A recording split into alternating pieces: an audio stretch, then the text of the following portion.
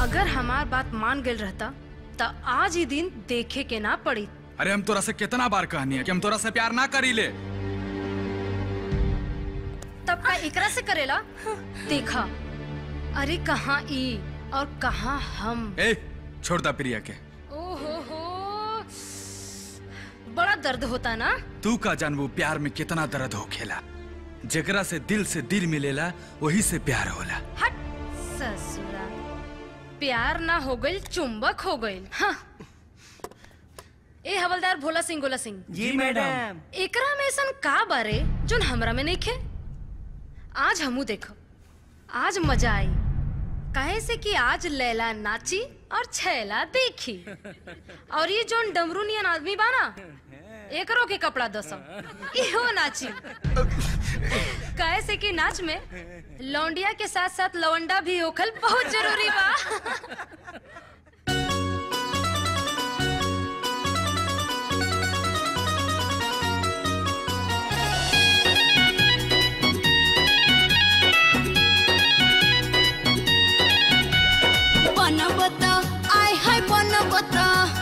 बनबता ले हम जान जान छप साट के टिकुलिया।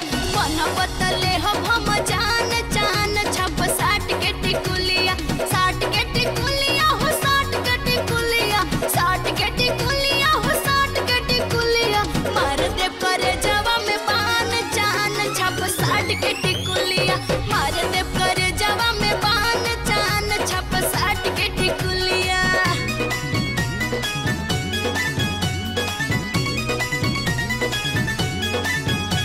खजनवा हो सखी दिला और हनवा। खजनवा हो सखी दिला और हनवा। 32 के सीना 26 के कमरिया।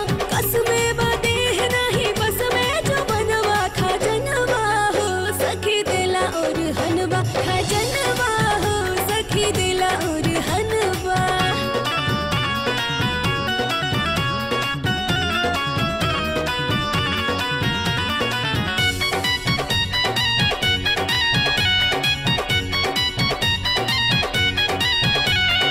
अगल से मारो बगल से मारो मारो ऊपर नीचे हो।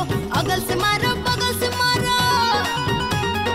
अगल से मारो बगल से मारो मारो ऊपर नीचे हो। झटकब जब कमरिया देख के जइबा बौराई जब। हिली फरेंट लागी सट से करेंट जब। हिली फरेंट लागी सट से करेंट जब। हिली फरेंट लागी सट से करेंट। देबा जोग जे सूट तबे देहब हम छूट। हाँ देबा जोग जे सूट तबे देहब हम छूट। नाही देबा त मरिचा छुआए दूंगी। पलंग पे ठेंगा दिखाए दूंगी। घर से बहरी बिछोरा बिछाए दूंगी। पलंग पे ठेंगा दिखाए दूंगी।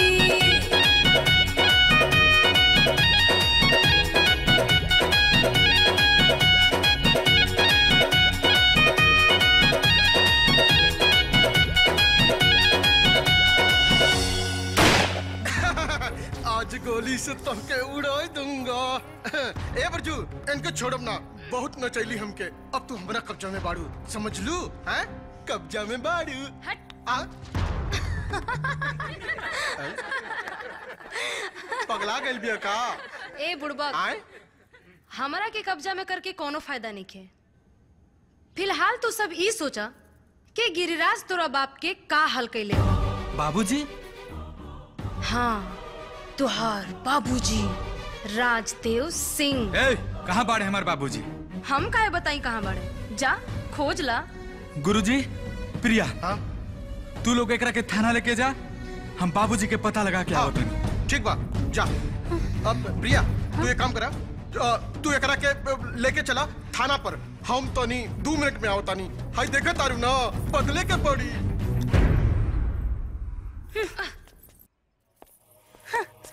चल। अरे ना ना ना। अरे चल, मत चल। कहे भी छोड़ेगा। बाबूजी, का करी एकरा के मार दे। ना ना ना ना बेटा मार देबो तब बलदेव से हिसाब किताब कैसे पूरा होई? पहले पूरे ब्याज के साथ वसूले के हो, ओकरे बाद फिर बेटा एक अपन बना के रख लिया। अरे अरे बाबूजी नौकरी दिया। जाए दो बेटा, आखिर में जब जाए नू तबे नु बलदेव के बताई कि ओकर बिटिया हमारे कब्जे में भी है। तो बाबूजी एक काम करी, हाँ।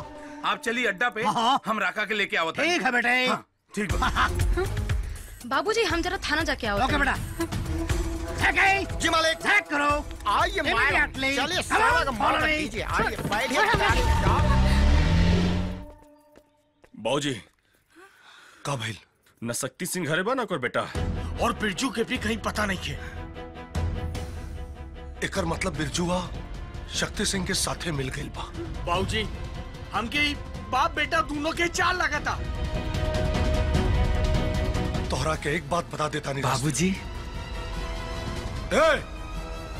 बाबूजी मत बोल हमरा के। अरे बिरजू बेटा कहाँ रहला तू? माही बाबूजी ये लोग तोरा ऊपर का इल्जाम लगावत बाड़े? अब का बताएं बाबूजी, प्रिया नौरंगी और हमके इंस्पेक्टर रिंकू अगवा कर ले रही। ला एक और झूठ, जौन आदमी 10-10 आदमी पे भारी पड़ला ओकरा के रिंकू इंस्पेक्टर अगवा कर लेहस। अब हम पे विश्वास नहीं खे तो प्रिया नौरंगी लोग भी आवत हुई हैं, वो लोग से पूछ लिया। तोरा साथे काहे ना आई लोग? हमके पता चलल कि हमारा बाबूजी के गिरिराज किडनैप कर ले बा, तो हम उनका खोजे खातिर निकल गई नी। एकरे खातिर कि कहीं तो राज ना खुल जाए। एहसान फरामोश। विक्रम भैया हम एहसान फरामोश ना हैं। धोखेबाज पाड़े थे। शहर कहो कि अपने आप के गांव वाला बताओ, पढ़ल लिखल हो के अपने आप के अनपढ़ होके के नाटक कैले। ये धोखा न तका। बाबूजी हमरा मन में कोनो पाप ना रहे, हम माना तनी कि झूठ के सहारा लेनी, बाकी आप सबके भलाई खातिर। भलाई खातिर? भलाई खातिर या मलाई खातिर कुकुर? ठाकुर साहब नौकरी नहीं करा के हमार बेटा निर्दोष बा। ठाकुर साहब रुक जा। ठाकुर बचा लिए एकरा के। रुका लो। माई ते रुका ताड़े? हाँ, अगर ये चाहे ना तो तू दोनों के धूल चटा दी, पर ये ऐसे नहीं के करत। माई तू ई धोखेबाज पे विश्वास मत करा। ना बेटा, हम ये सच्चाई पहले ही से जानत रहनी है। हाँ? हम एक दिन जब खाना लेके गए रहनी है, तब हम खटिया पर राजदेव और लक्ष्मी के फोटो देख ली। तबे हम समझ गए नहीं कि बिरजू राजदेव के बेटा है। तोके पता रहे? हाँ, हमके पता रहे। हम एक इम्तिहान लेते रहनी है। हर बार नौरंगी के फिल्मी कैरेक्टर के सहारा लेके आपकी रक्षा कैलस। हाँ बाबूजी, बिरजू भैया हमार उजड़ल घर बसा देलन। ये हमरा खातिर देवता बाड़न।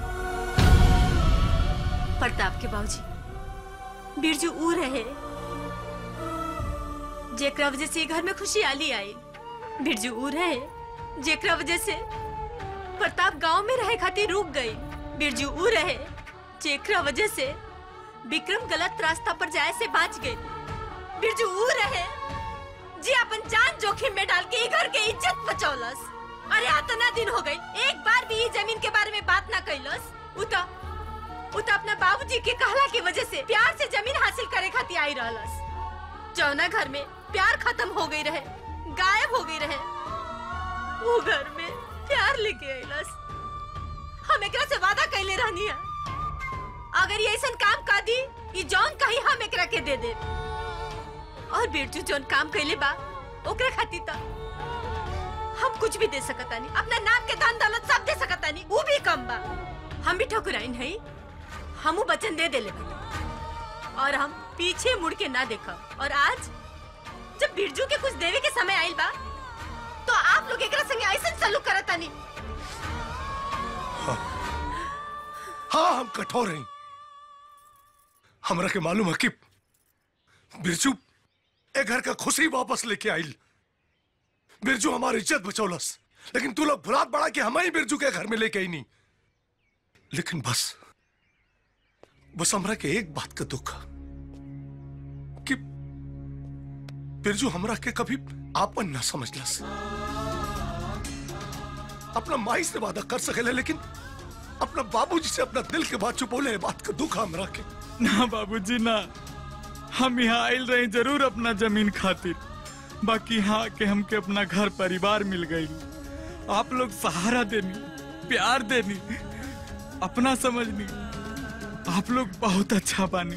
हम आप सबके का सुधारब, बस हम तो आप सबके सिर्फ मिलवनी है। हम तो यहो भूल गए कि हम अपना जमीन खातिर यहाँ आयल रही। हम रउआ के भरोसा नहीं की तोड़ सकेनी, यही से हम आपसे कुछ न कह पाऊनी। बस एक ही को गलती भइल हमसे कि हम प्रिया से प्यार कर बैठनी। बाबूजी हमके माफ कर दी, बाबूजी माफ कर दी। बिरजू बेटा, आज हम धन्य हो गेली। अरे हम आज ले भगवान से अपन जमीन वापस मांगत रही, पर हमरा के का पता रहा कि भगवान हमरा के हीरा जैसन बेटा दिले बाड़। अब हमरा की जमीन वापस मिले या ना मिले, तो हमरे साथे बाड़ा ना। चल बेटा।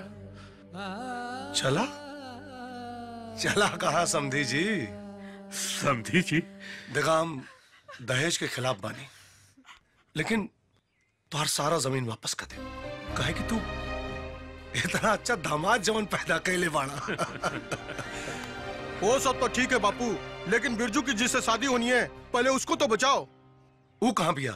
वो अपन को मालूम है, लेकिन क्या? लेकिन तुम लोग को वादा करना पड़ेगा। अरे कैसन वादा? आप लोग वहाँ लड़ेंगे नहीं। लेकिन ये कैसे हो सकेला? गांधीगिरी से। गांधीगिरी से? ठीक कहा मुन्ना। थैंक यू बापू। देखा, बापू ने भी बोला। कौन बापू? कहाँ बड़ा है बापू? अरे वो क्या तेरे पिच्चू खड़ा है? अगला है कार है। कहाँ? नौरंगी बता भी दा। हाँ ठीक है, लेकिन ठाकुर साहब आपको वादा करना पड़ेगा। चलो ठीक, हम वादा करता नहीं कि लड़ाई ना कैल जाए। फिर भी नहीं बताएगा? शांति रखने का। नौरंगी बता देना प्लीज। बताएगा काय को? अपन सबको साथ लेके जाएगा। चलो प्रिया की तरह मैं साथ लेके चलता है। चलो साथ में। चला। विक्रम और प्रताप वादा नहीं खे कर लो, वो लड़िए जरूर, और बिरजू भी। अब का हुई अम्मा जी? गांव वालन के फोन करे के पड़ी। हाँ? वो का है? गांव के लोग वहाँ पहुँचे से तो शक्ति सिंह कुछ न कर पाई। वाह अम्मा जी, गोड़ लगाता ने। बहू अब झुके के ना, कुछ करे के वक्त बा। जी। हेलो झाकी, अरे बलदेव ना आयल रे भइले। अरे मालिक, ओकर बेटी हमनी पास बिया ना, जाई कहां? अइबे नो करी।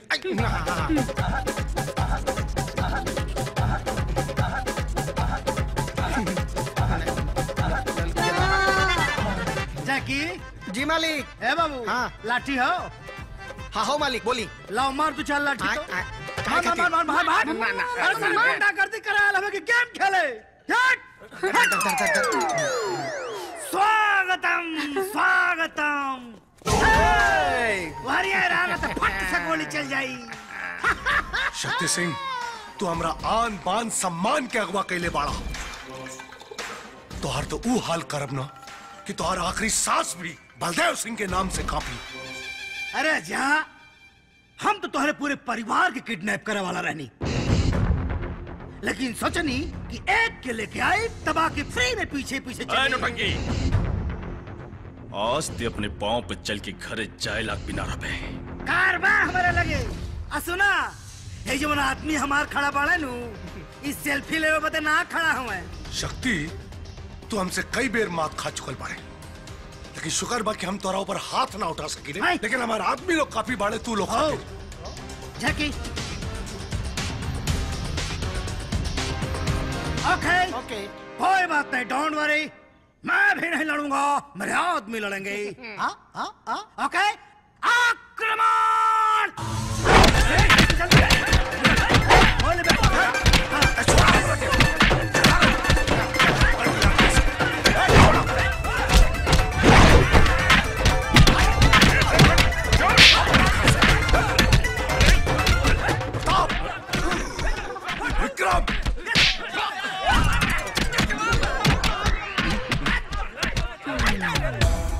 जाओ आ जाओ आ जाओ।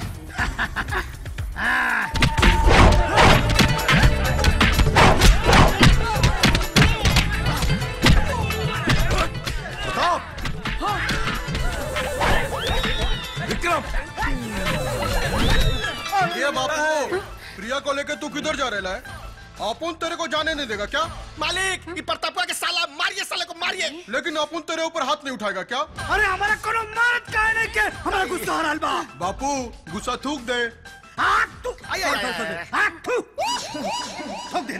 अब बोल काहे न मरबे? अरे बापू ने बोला है। बापू? हाँ, गांधी जी। गांधी जी? हाँ। कब? अभी। वो क्या तेरे पिछू खड़ा है? पगला के वाले कबे? अरे बापू ने अपन को बोला अहिंसा में विश्वास रखने का। क्या? अरे बापू। रुक, बापू ने बोला गाल पे मारने का। अच्छा। गुस्सा शांत हुआ? नहीं हुआ तो दूसरे गाल पे भी मारने का। गुस्सा शांत हुआ? अबे गुस्सा शांत ना भैया बोल। अच्छा, ओ बिरजू, तो इसके गाल पे मारने का। ओके ना मारो। अरे तो फिर तेरा गुस्सा कैसे शांत होगा? मेरा गुस्सा शांत हो गया। देख तेरे को गुस्सा आ रहा है। अरे गुस्सा शांत हो गया बे। देख बापू तेरे को गुस्सा आ रहा है। देख अपन के दो तो हो गए। बिरजू, जैकी के गाल पे मारो। इसका गुस्सा शांत होना चाहिए। लेकिन रहुआ गुरुजी मारे के तो मना के ले सही बात, सही बात, सही बात, सही बोला। अरे लेकिन इसका गुस्सा शांत होना जरूरी है। मारो, अभी भी गुस्सा आ रहा है। अरे नहीं है गुस्सा। एक मिनट, अरे मालिक शांत हो जाइए मालिक। अरे सारे हमारा गुस्सा शांत हो गए लो। बिरजू, अभी भी गुस्सा आ रहा है ना इसको। हाँ। और मारो, और मारो। अरे रुक, एक मिनट। अरे गांव वाले भी आ गए। आई। देखा बिरजू, गांधीगिरी में कितनी ताकत है।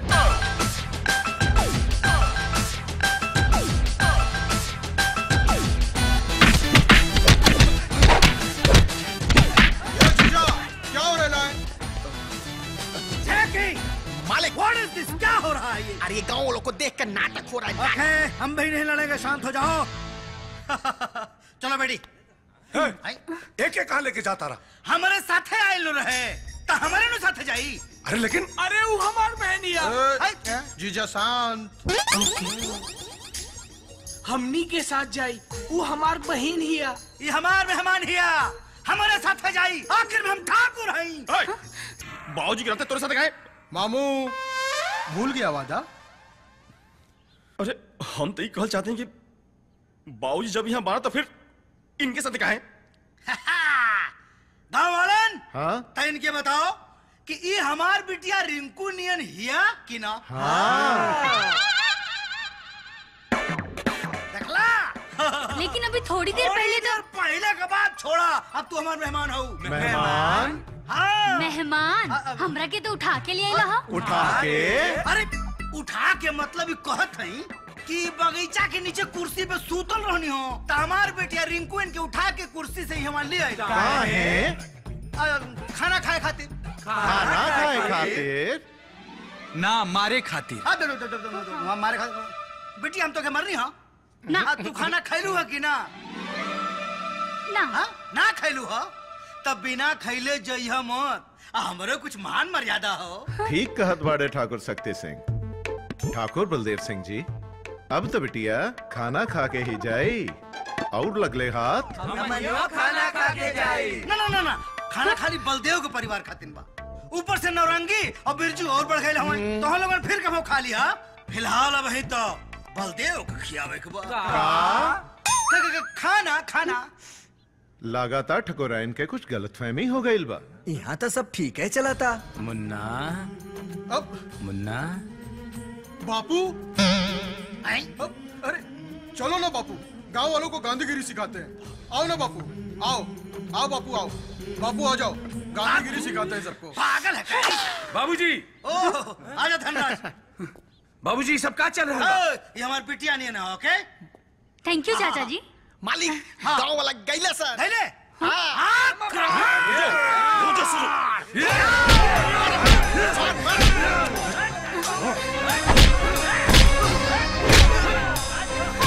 हे विक्रम, ऐसे मारा सारंग के कि नौरंगिया के पता ना चले।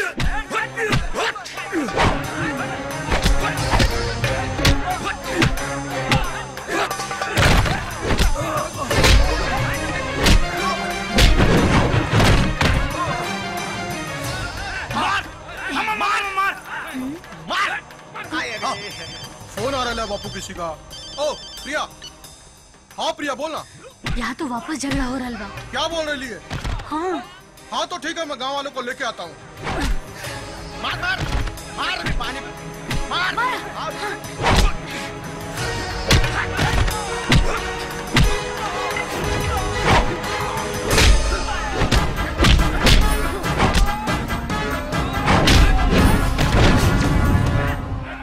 मालिक जाए का जाए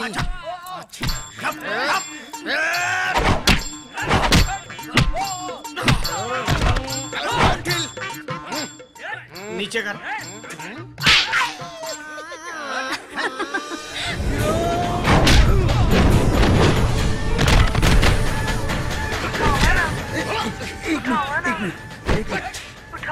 उठा उठा और जाके अपनी गोदी में बैठ जाओ। हमें ना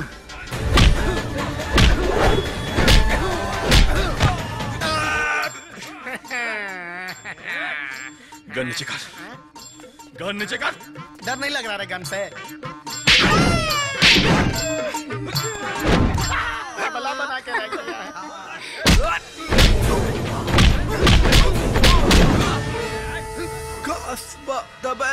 खास बाड़े यही से रात खास बाड़े। ले आज तोरा मार मार के खास से आम बना दे। ले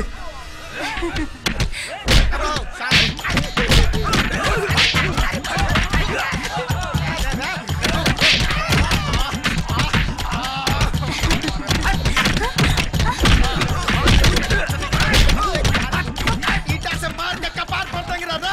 कौन है राजा?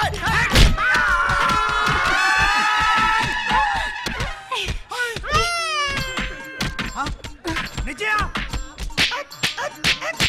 अच्छा न मारत हवा न काटत हवा, हमार आदमी हमरे खोपड़ी फोड़ डाले। जा हम ना लड़ा। अरे हम तो हुआ कहता जी। ए जीजा, भूल गया क्या वादा? हाँ बाबूजी अब घरे चलिए। हाँ हाँ ए बेटी चला घरे चला। हाँ बिटिया चला। कैसे बिटिया चले? अरे घरे ना लेके जा बिटिया के। चला बिटिया घरे चला। ऐसे कैसे चला? बिना खाए ना जाए देव। अरे बाबूजी कैसन अरे चुप रह, मिसल खाना। रहुआ के चोट कैसे लागल? अब चोट तो प्रिया बिटिया के साथे जात रानिया तो गिर गनिया तो लग गइल। हाँ इतना गिरले बाड़े, एक तो उठावे ले। अरे एक कहे के मतलब ई हो जब हम गिर गनी है तो हमके उठा देले सो। अरे इनके चाल के समझा। चाल? अरे अरे चाल मतलब कि जो चलत है चाल।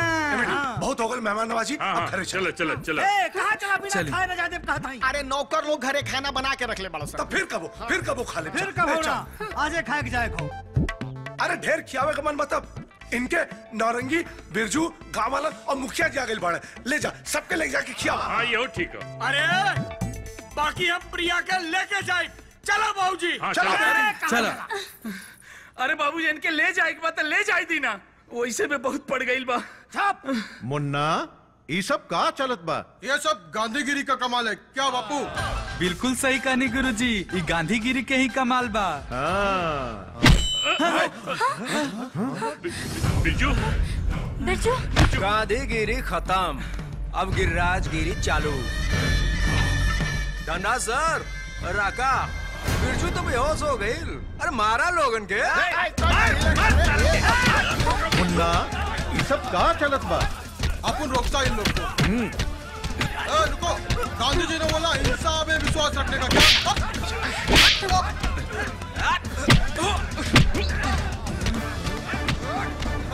शक्ति सिंह हमने काहे लड़ा था नीचा? आज से हम फैसला कर ले हैं कि जमीन ना खरीदब और किसानन के जवन भी जमीन और मकान हमारे पास बा वो सब वापस कर दे और ब्याज के पैसा भी ला ले। फिर काहे खातिर दुश्मनी? कैसन दुश्मनी? बापू बापू बापू जैकी मालिक जैकी हमको गांधी जी दिखाई दिए थे रे। हाँ मालिक हाँ। बापू बापू मैं भी आज से फैसला कर रहा हूँ बलदेव सिंह कि आज के बाद न जमीन खरीदब न बेचब न ब्याज पे पैसा दे न ब्याज ले। सारा गलत धंधा बंद। ना बाबूजी हम क्यों कितने छोड़ा? बिरजू के होश आ गई। बिरजू अरे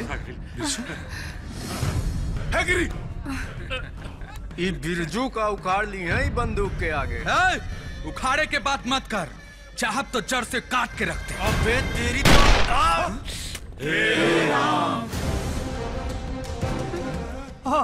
रिंकू। इंस्पेक्टर रिंकू सिंह के बोली और बंदूक के गोली कबो ना चुकेला। वाह क्या पुलिस गिरी है। बोले तो ये गिरी। तू इतना मत गिर। बोले तो अपन तेरे बहन का होने वाला दूल्हा और तेरे घर का घर जमाई क्या। ना ठाकुर साहब, हमरा का माफ कर दें। हम आप लोगों के कबो परेशान ना करब। अपन जिनके बारे अपन चेहरा ना दिखाए, लेकिन एकरा का अपने पास ही रखी। बलदेव सिंह, तोहरे बिटिया प्रिया खातिर ता बिरजू जैसन पति मिल गई, बाकी हमार बेटी रिंकू का हुई। बाबूजी, सच्चा प्यार का होला ये दोनों के देख के हमके समझ में आ गइल बा। जोना दिन हमरा लाइफ में भी बिरजू ऐसन केहू प्यार करे वाला आई, हमू शादी कर ले। प्यार में कितना ताकत होला, एकर नतीजा तो आप लोग देखिए लेनी। हम एजा आइल रहे अपना जमीन के हासिल करे खातिर। आज हमरा अपन जमीन भी मिल गई और हमार जिंदगी भी। और ये मुक्कालात से ना, मुलाकात से। हाँ। और हमरा विश्वास बा इंस्पेक्टर रिंकू कि तोहरा प्यार भी बहुत जल्दी मिल जाए। अब रिंकू के दूल्हा खोजल हमार जिम्मेदारी बा। सिर्फ आपकी नहीं, अपन सबकी।